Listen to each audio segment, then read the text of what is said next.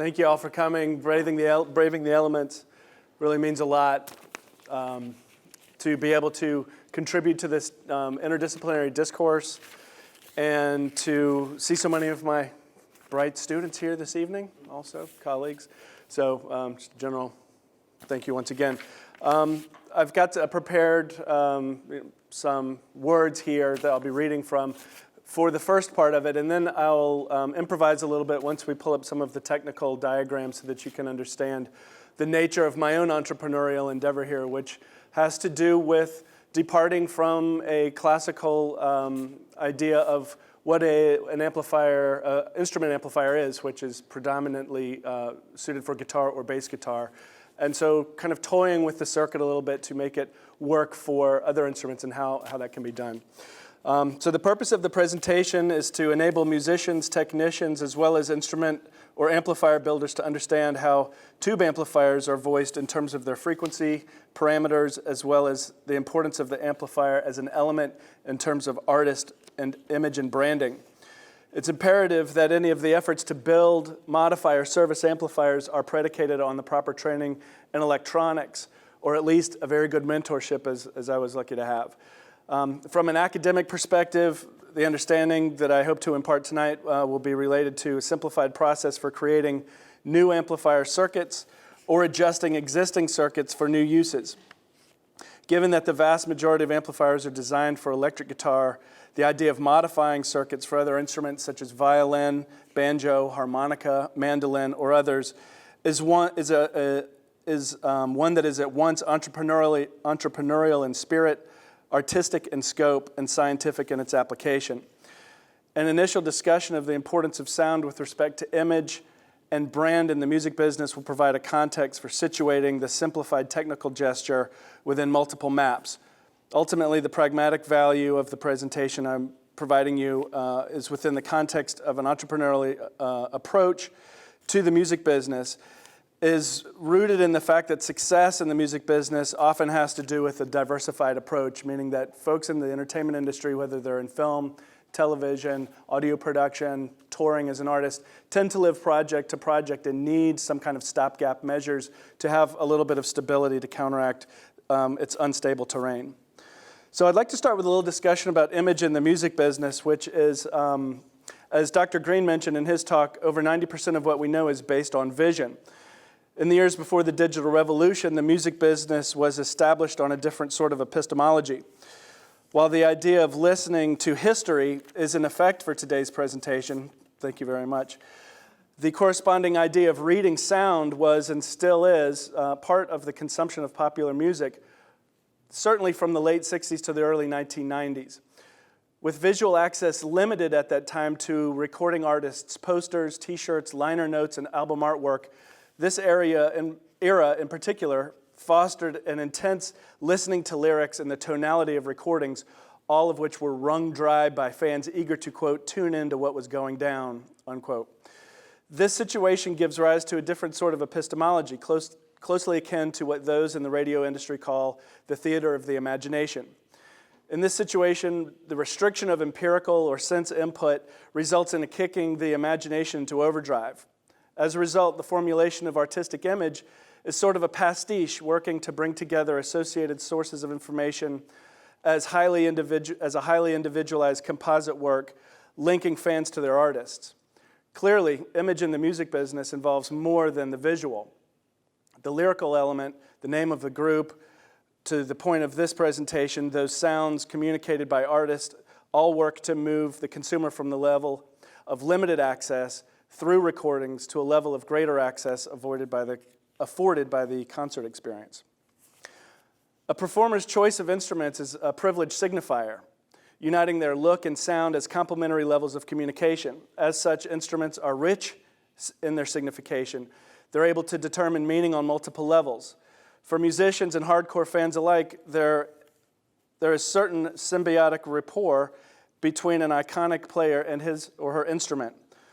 What was B.B. King without Lucille, Keith without his Telecaster, Hendrix without his Stratocaster, McCartney's Hofner, Jimmy Page's Les Paul or Double Neck SG, or Cobain's Jag Stang? And the list goes on and on. Certainly these musicians' skills were not predicated by their choice of tools,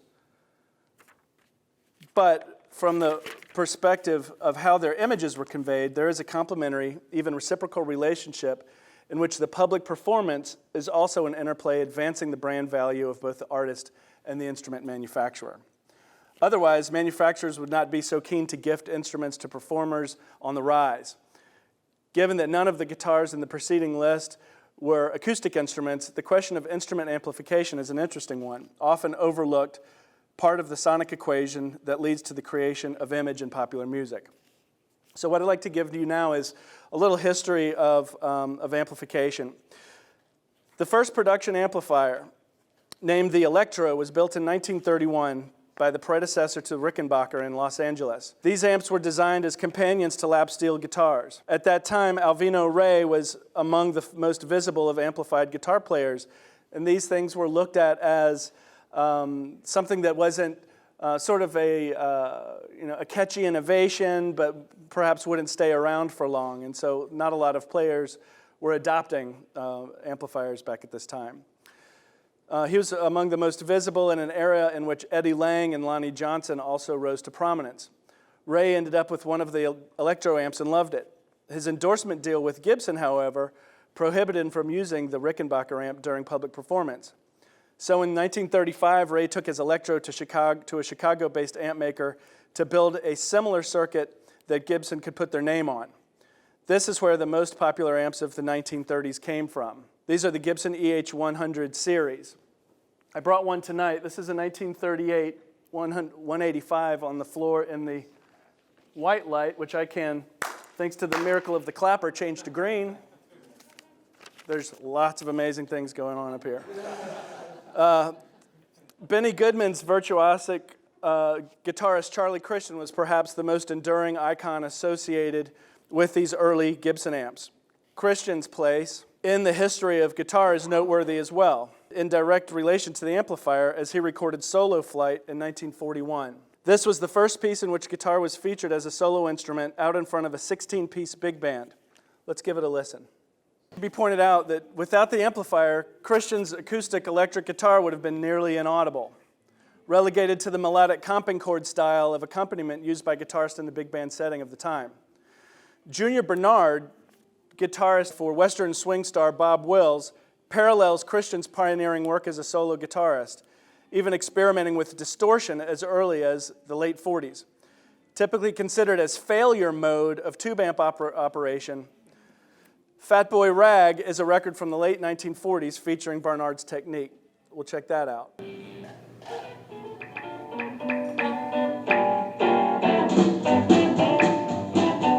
All you good friends stand by. Here's that Fat Boy Rag coming your way. Yes, that's Junior Boy Brent. Yeah.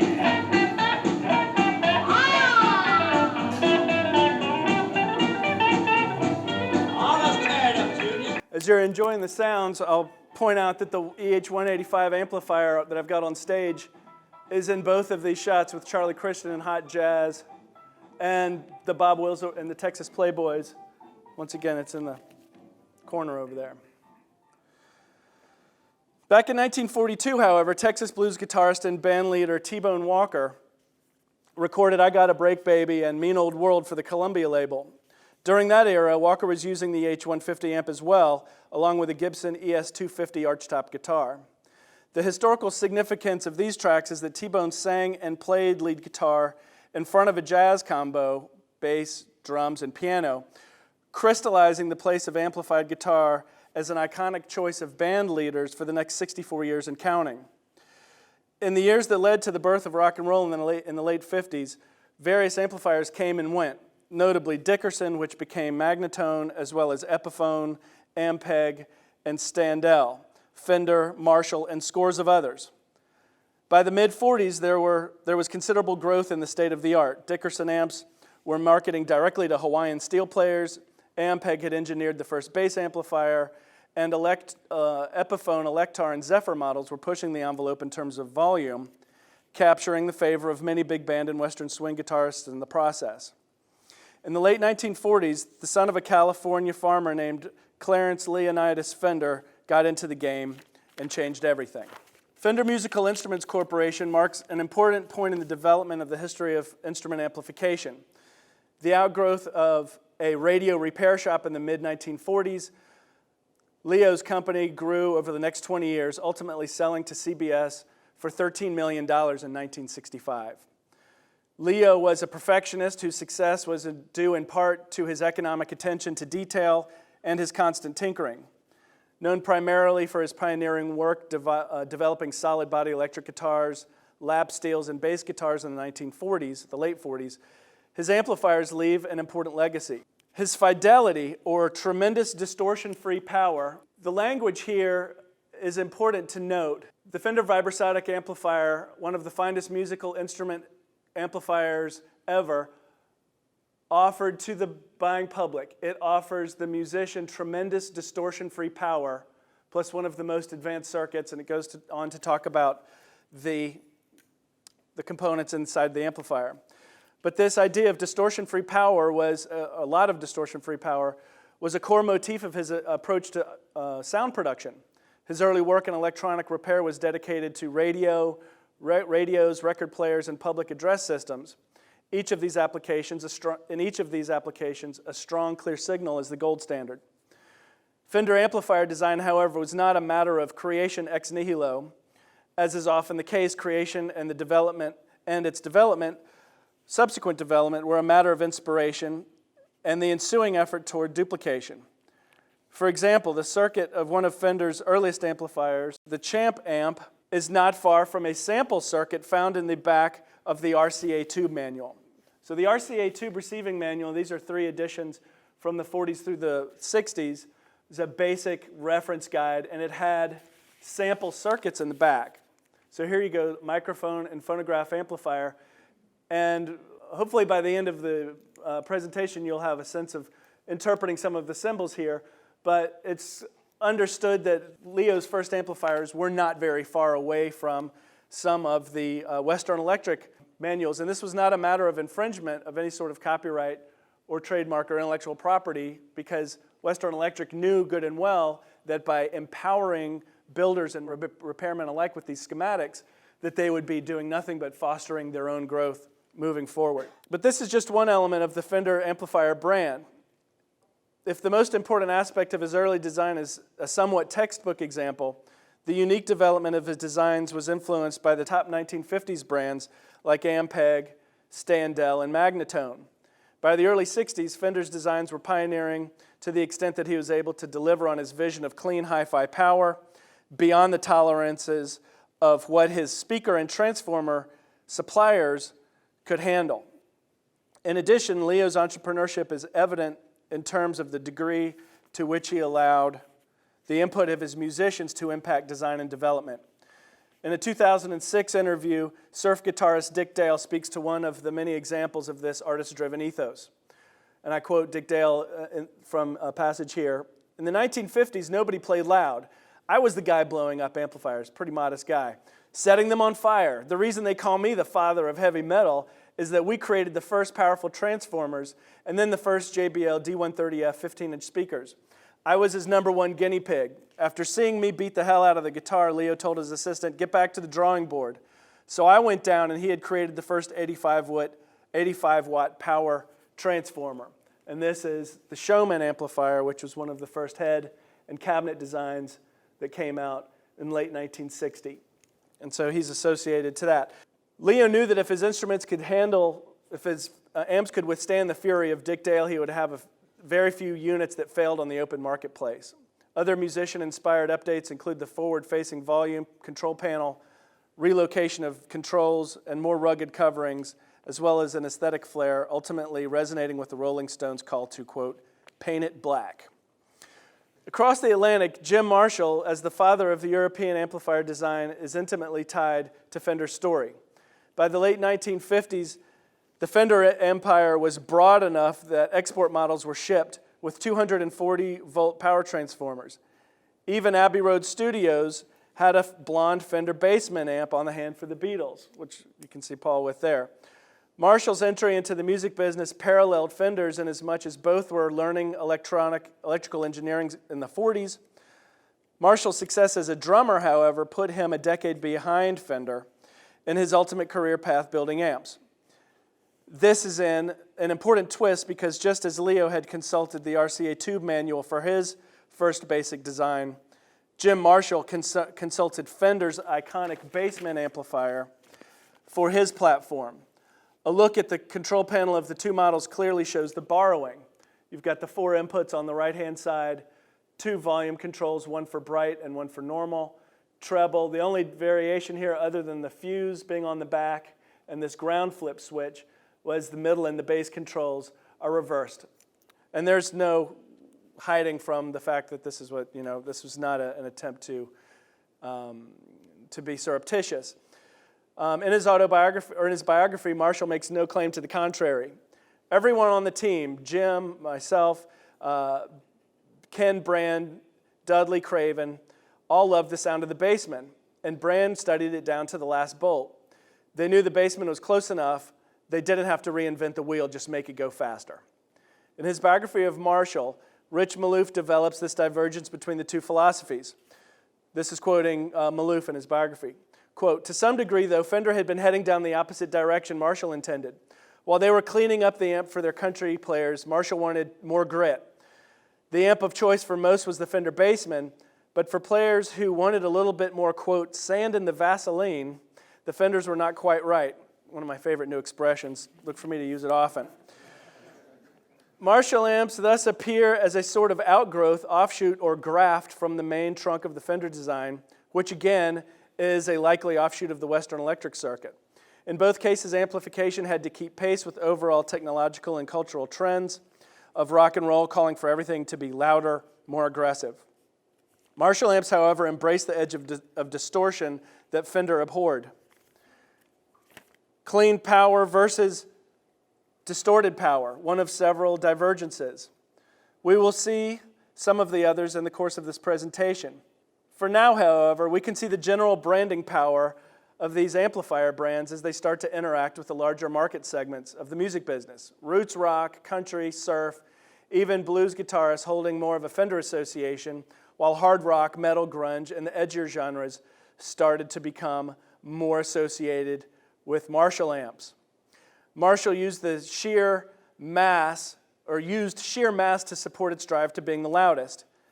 Fender had experimented or explored a few larger speaker cabinets, but the 412 stack became the go-to standard for Marshall's touring bands.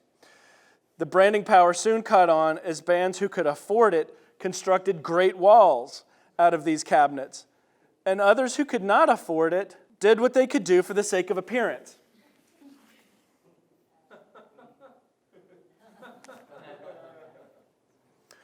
So let's talk a little bit about amplification, and so you can see a little bit of the history and the borrowing and the nature of development and innovation between these amplifier companies. Let's talk a little bit about how they are used and how understanding the circuit can help instrumentalists achieve what would be their signature tone, their sonic brand. So what then is the current status of instrument amplification? Imagine you're an electric guitarist on the market for an amplifier today. What does the landscape of typical options look like? Many of the classic brands are still in operation: Fender, Gibson, Marshall, Vox, Ampeg, as well as some nostalgia brands that have been revived like Standell, Danelectro, Watkins, and Magnatone. This in addition to a variety of hand-built or boutique brands that we'll return to shortly. Since the heady days of Fender and Marshall's cross-pollination, the advance of technology has provided amp builders with the ability to increase power and versatility while reducing costs. Like with many things, digital technology has completely changed the game with its introduction of modeling. Not unlike synthesizers with respect to keyboardists, modeling technology allows a single amplifier or software program, because the line is starting to become very blurred, to impersonate just about any iconic amplifier tone. Ironically, when you consult the amp design presets most commonly available, the vast majority are Fender and Marshall tube amps from the 50s and 60s. This is an affirmation of the idea that certain tube amplifier circuits have become not only potent elements of music business branding for a given contemporary musician, but part of the larger cultural memory regarding legendary guitarists or the mainstreaming of subcultural scenes. So here you can see 57 Champ, that's a Fender Circuit, 59 Bassman, these are Fender, and then British, 60s, British, etc. Line 6, PV, Behringer, and even some vintage brands like Vox and Fender have debuted modeling amplifiers in the last decade. A glance at the available presets reveals a couple of interesting points germane to our topic. The Fender Mustang modeling amp lists their classic designs by name, but refers to the European model simply as British. The Line 6 Flextone 3, on the other hand, lists Fender and Marshall amps simply by their street names, commonly used by musicians, as opposed to their manufactured model names. So a Tweed B-Man is, of course, the Tweed Bassman, the 1959 Fender Bassman amp, which is the protected name that belongs to Fender's company.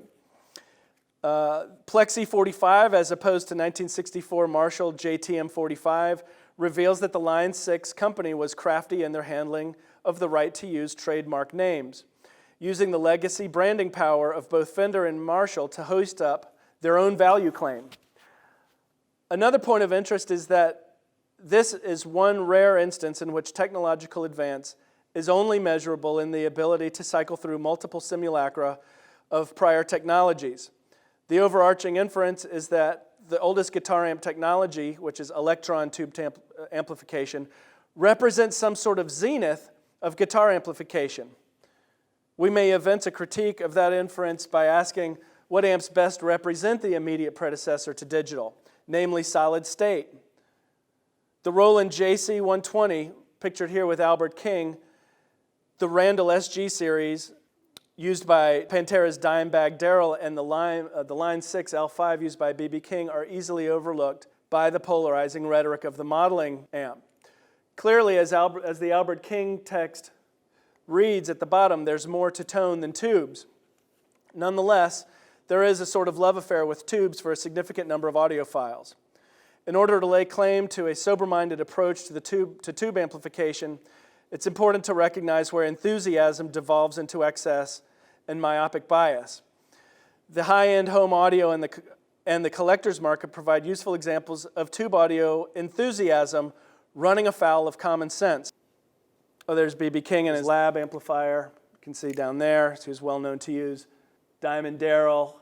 So in what universe should we have to decide between buying a home and an Audio Research Reference 3 Mark mono tube amplifier? You'll see the entrance price here is 1 penny shy of $200,000. This example, whose very name speaks to what impact it can have on someone's personal finances. In all fairness, though, these are excessively overpriced tube amplifiers. It is not as if tube audio gear has the exclusive claim to audiophile obsession. It simply has its place along with those who would drop over $1,000 on a record player needle or $25,000 on speaker cable made of gold. In other words, audio is not unlike real estate sports cars when it comes to representing the foibles of those with more dollars than cents. Of course, you can always just buy this hat and get the game over with early. Will Ferrell with his I'm Number One hat, one of my favorite skits. From this perspective, it should be clear that there's no silver bullet or even gold pair of speaker cables when it comes to achieving signature tone. After all, we're dealing with the individuality of perception and aesthetic judgment. In short, deciding on what sounds good forces us to face the divide between the art of pleasing the ear and the science of understanding what offends it.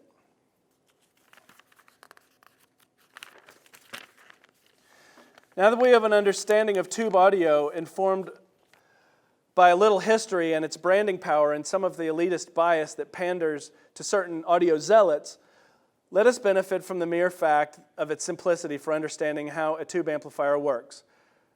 For with that understanding, we may then consider the art of how an amplifier may be created to better suit the needs of a specific instrument, guitar or otherwise. Outside of the question of effects like reverb or vibrato, for example, a simple Class A tube amplifier is composed typically of 3 stages: the power amp, the power supply, the preamp, and the output. As mentioned in the introduction, the purpose of our presentation is to empower anyone inclined to approach instrument amplification from an entrepreneurial point of view. The following is specifically oriented towards creating and modifying an amplifier to reinforce instruments other than guitar that may nonetheless need amplification. To briefly preview the heart of the matter, we might ask the question, why not just use a standard guitar amp for my violin, mandolin, harmonica, etc.? The short answer is, well, for the same reason you wouldn't normally use a bass for that amplifier. In other words, there are subsections within the basic amplifier stages that give the amplifier its particular frequency response. Looking at a chart of instruments arranged by frequency response, it is apparent that all instruments have their own voice, with the left-hand side being at the very low pitch frequencies, moving towards the middle frequencies of human hearing up to 20,000 hertz at the top end. Indeed, many music performance majors and professors can elaborate on how the voice of a given instrument is different from others of the same type, like a Bosendorfer versus a Schemmel grand piano, for example. Since the early years of electrical music instrument amplification production, these frequency ranges have been a matter of great scrutiny in the effort to provide the amplifier with a specific voicing to respond best to whatever input source it has. The location within the typical amplifier where many of these decisions are made is commonly referred to as the tone stack. This is where the tone controls are located. Before addressing the issue of voicing by some tone control parameters, a brief introduction of the basic electron tube circuit will help us in our understanding. So basically, this is a common preamp tube, a 12AX7. Preamp meaning that it's on the early side of after you plug your instrument in and the signal goes through the various circuitry. These are the first couple of amplifying units that signal will go through. And what's happening here is on the exterior, you've got a shield that is referred to as the plate. This plate receives very high voltage, sometimes between 200 to as many as 300 volts. And this is a heater that is exciting electrons off of this cathode, which is tied to ground. And so what's going on here is once the electrons are free, they want to race to the high voltage, and they cross across this grid. And this grid is where your guitar signal is. So essentially what's going on is there's a stream of electrons that are flowing, and it's being interrupted subtly by shifts in voltage that are caused by your guitar or microphone. Very small sorts of changes. When you look at how this appears in a typical diagram, you can see that your power supply is here. It's feeding high voltage, which will be tamped down a little bit with a resistor so that it doesn't overpower your tube, which is here. And you plug in here, the signal goes here, and this is the flow of electrons moving from the cathode, which is heated up, to the plate, and then your signal moves at in an amplified fashion. So when you see this in place, this is a schematic of the very simple Fender circuit. Your guitar goes in over here. These are resistors. You see the lines here. These are capacitors with lines that are here. This is a volume control, which is basically an adjustable resistor. It's got an arrow that moves across that resistance. That is a control. And so you can see the power section is down here. These are high voltage capacitors that distribute the high voltage to the different parts of the signal. And the highest part is at the output transformer and the power transformer both, which is here, taking your 120 volts of AC from the wall, getting it excited by wrapping it around a copper core and an iron laminate till it gets up to around 300, 400, 500 volts. This tube changes it to DC, and it's a DC circuit. Here you've got a more complex, this is Fender's famous basement amplifier that Marshall was consulting, and right here is the tone stack. So we'll zoom in on that. You can see you've got multiple gain stages, so it comes in very quiet, amplified once, amplified again, then it gets shaped by the tone controls, and then this sends half of the signal to each of the two power tubes, which send it to the output. This is simply a network that I want to draw attention to because this is where an instrument, someone who understands the way that an instrument is voiced, can make very specific and strategic choices in this area to let the amplifier work in particular with that instrument. So in order to understand how this works, let's return to one of the authors that I've consulted for the study, Richie Flagler, who's the author of Amps, the Other Half in Rock and Roll. He points out that the instrument amplifier building is different from the hi-fi approach because the home stereo builders and studio engineers alike value very highly a perfectly flat response with gain. As we've seen, the frequency response of a given instrument tends to be focused and concentrated in certain areas of either bass, mid-range, or treble. In opposition to the apparently flat range of frequencies implied by the previous chart, which showed like trumpet and piano and the different instruments, Flagler indicates that instrument amps have peaks and valleys all over the place to create their unique sound. The reason that amps have peaks and valleys all over the place is because they're attempting to provide a balanced representation of a sound that is itself anything but flat. So here is your tonic, and here are your harmonics. So these are all peaks and valleys that are, as I mentioned, anything but flat, and you're trying to manipulate this situation in a way that what comes out of the amplifier sounds somewhat balanced and faithful to the original. The tone stack calculator is a handy piece of software that I used,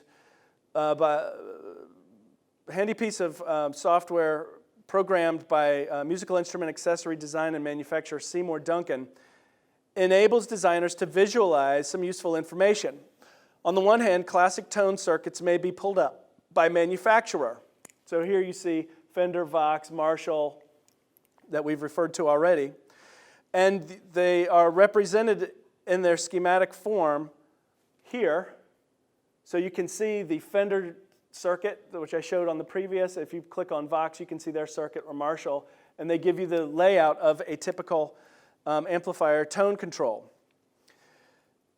And it's even activated as a virtual tone knob. So when the program is running, you can tell the bass, the mid-range, and the treble to go up and down, and you can see how the waves will change. And these are, of course, located on the exact same frequency response from very low bass, 10 hertz is below human hearing, so we'd start hearing about here, all the way up to the limit of our hearing over there. All of these windows interact to allow builders to see the parameters not only of a given circuit, but the impact of changing any element of the representative circuits. So I can go in and click on this and change it to 47 nanofarads, or change the values of these tone controls from 1 meg to 500 kiloohms. Let's see. Ultimately, builders can build their own circuits and see the frequency response before buying parts and firing up the soldering iron. A first point of interest here is the relationship between guitar frequency response curve of the various amplifier manufacturers, especially those of the Fender and Vox circuits, which are here. Fender is in green, Vox is in yellow, and Marshall is doing its own thing. It's hard to see, but it's up top. A takeaway point is that, as a general rule, the voicing of the instrument amplifier succeeds to the degree that it opposes and thereby balances out, counteracting the curve of the instrument it seeks to amplify. If the guitar has a strong peak between 500 and 1500 hertz, these classic designs largely cut these very frequencies, 1000 hertz, and boost the highs and lows where the instrument sound was weaker. An initial design objective for the DIY builder, then, is to plot the frequency of the target instrument. For the purposes of this presentation, we will use the harmonica. So here is an acoustic harmonica, middle C, and here is its frequency response. This is just like background noise. Here's the tonic, and you can see why it's called a harmonica. Much like the acoustic guitar string, all of these peaks are louder, and these are all harmonics.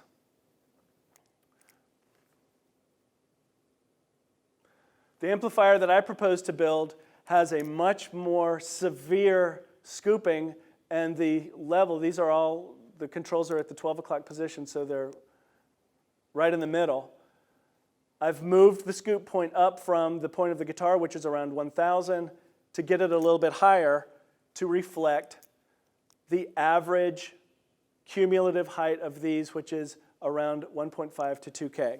So I messed around with the Fender circuit, plugged in my values, got a scoop that was going to give me a lot of bass because that's the sound that I wanted, still not sacrifice too much treble, but get rid of what I felt was the cause of a lot of feedback when playing with a standard guitar microphone. And I resulted, after many, many hours, my wife calling me down like, are you ever going to get out of your workshop, with this schematic, which shows the tone stack from the previous page here, married with the Fender Bassman preamplifier section here, that has a little bit of Gibson inspiration here, and then this is Class A as opposed to Class B, which is a little bit more efficient, but I get more harmonic frequencies there. Okay, so when I plug in plug the harmonica through the amplifier, this is my new frequency response curve at middle C. I've changed the harmonica to a tonica, if you will. My tonic is here at 500 where it belongs, and all of these troublesome frequencies that are causing, when I plug into a guitar amp, causing the thing to feed back at 2 and 3 on the volume control are tamped down. You compare that directly, the DC1, my amplifier is in green, against the acoustic is in red. You can see that this I've eliminated, this is boosted up, and so I thought, at least from the science of it, that I was going to succeed. Now, the other thing that I did here was, I'll demonstrate with this amplifier, which is a very common guitar amplifier for Fender reference point. It's a 60s deluxe reverb, and it has a very specific tonal signature. But to get really to the point where I thought I was succeeding here, I wanted to take a harmonica, an amplifier that was made by Fender that is prized by harmonica players because it's very warm sounding.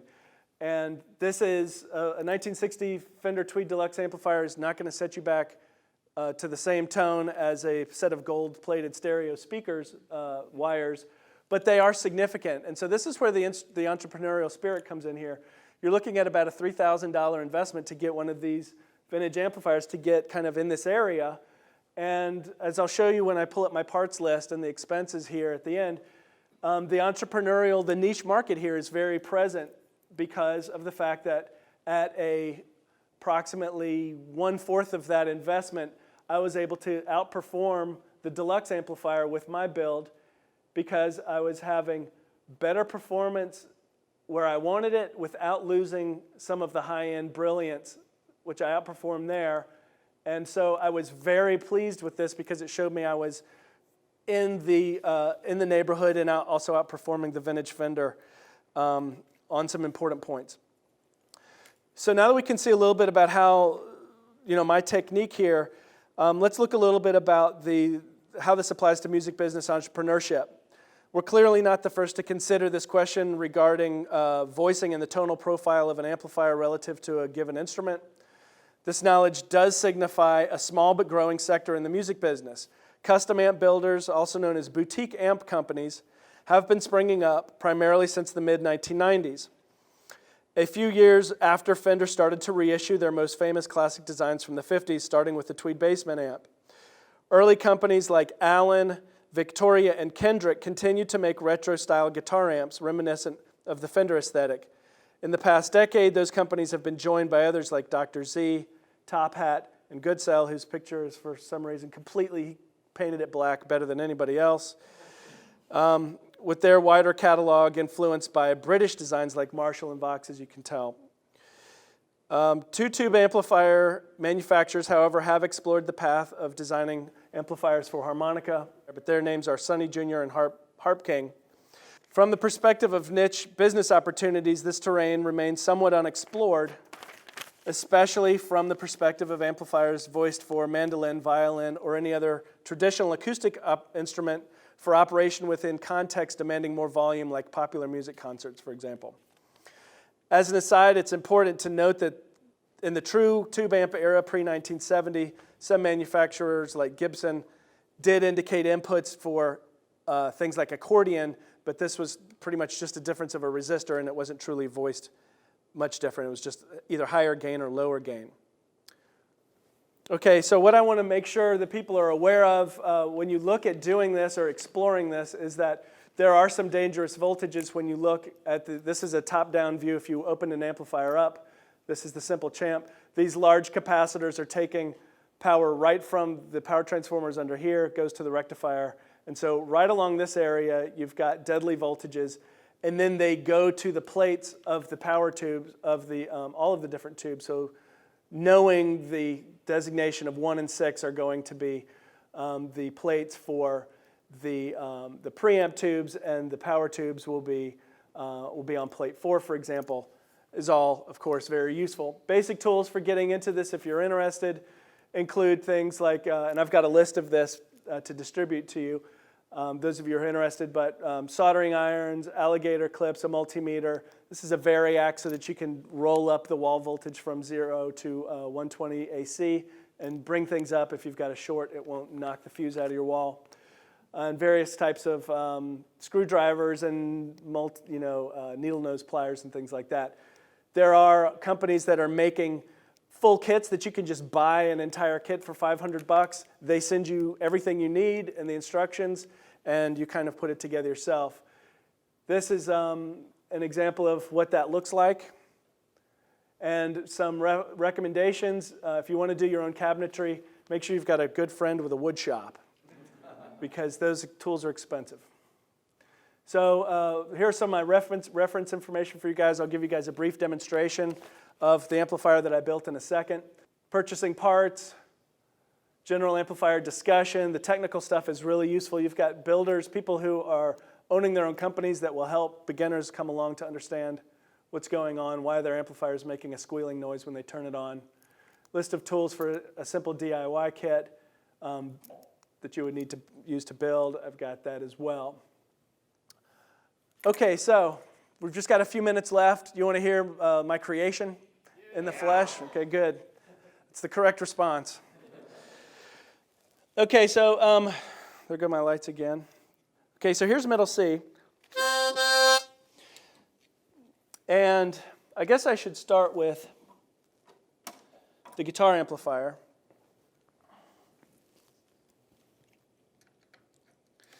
And all of the charts that I presented, that showed you the frequency spectrums and stuff, they're all done with the same microphone that I was playing through, and the same microphone that was capturing the sound coming out of the amplifiers from the same distance. So I remained very consistent so that I could show that I wasn't switching up and being careless with the measurements so that they would be as exact as possible.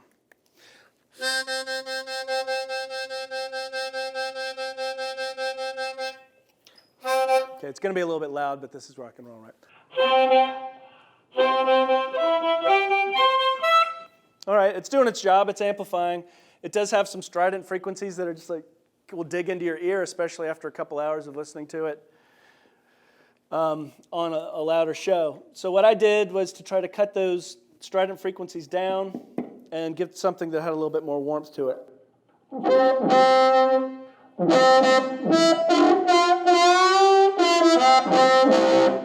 So that's everything's at 12 o'clock. The fun part begins when you can then start to manipulate it a little bit more, roll off some treble and some of the mid-range, and grab even a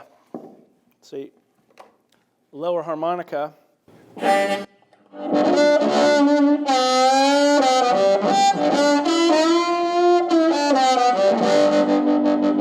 can hear all those rich harmonics are back there, but the root note is like pushing through, right? It's very kind of aggressive, but I'm not fighting those strident frequencies or plagued by feedback. In fact, I can get, this will feed back. It's a pretty powerful amplifier, but it's going to give me even more.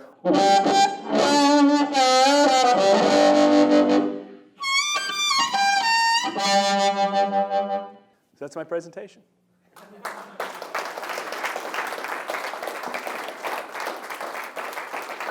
Thank you.